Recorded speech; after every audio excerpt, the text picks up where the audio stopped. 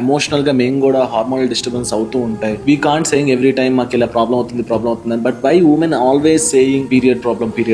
పెద్ద సమస్య అయిపోతుంది కదా, మాట్లాడకూడదు. నొప్పి, కడుపులో నొప్పి వస్తున్నా, బ్యాక్ పెయిన్ వస్తున్నా, నాజియా వస్తున్నా, తల తిరుగుతున్నా, కాలు లాగుతున్నా, హీల్స్ నొప్పులు వస్తాయి. కొంతమందికి ఇన్నర్ తొడలు నొప్పులు వస్తాయి. కొంతమంది ఊరికే కక్కేస్తారు. కొంతమందికి డయేరియాస్ వస్తాయి. కొంతమందికి హెడ్ ఏక్స్ వస్తాయి. కొంతమందికి బ్లోటింగ్ ఎక్కువైపోయి పొట్ట ఉబ్బిపోతూ ఉంటుంది. కొంతమందికి రకరకాల పీసీఓడి ఇష్యూస్ వస్తాయి. అవి మనకి 5 రోజుల హార్మోన్ ప్రాబ్లమ్స్ అని నువ్వు నేను తీసిపడేయచ్చులే, కానీ నెల మొత్తం అదే సైకిల్ డిస్టర్బెన్స్ ఉంటుంది. ఇంత డిస్టర్బెన్స్ ఉండి ఆడవాళ్ళు పని చేస్తారు ఇంట్లో. ఓకే, మనం దాన్ని పనని ఒప్పుకోంలే, అది అన్పెయిడ్ లేబర్ కదా. That is also labour, that is also work, but it is not paid. Body అలసిపోతుంది, బాడీ ఇబ్బంది పడుతుంది, రెస్ట్ ఉండకపోవడం. ఇంత చేస్తూ సంపాదించే మహిళలు కూడా ఉంటారు. ఉద్యోగానికి వెళ్ళే మహిళలు ఉంటారు. ఉద్యోగానికి వెళ్ళొచ్చి కూడా చేస్తారు. సో పీరియడ్ గురించి కంప్లైంట్ చేస్తున్నప్పుడు మాస్కులిన్, చాలా మంచి మాస్కులినిటీ ఉన్న మగాడు అర్థం చేసుకుంటాడు, కానీ తెగ అరుస్తుంది అని కంప్లైంట్ చేయడు.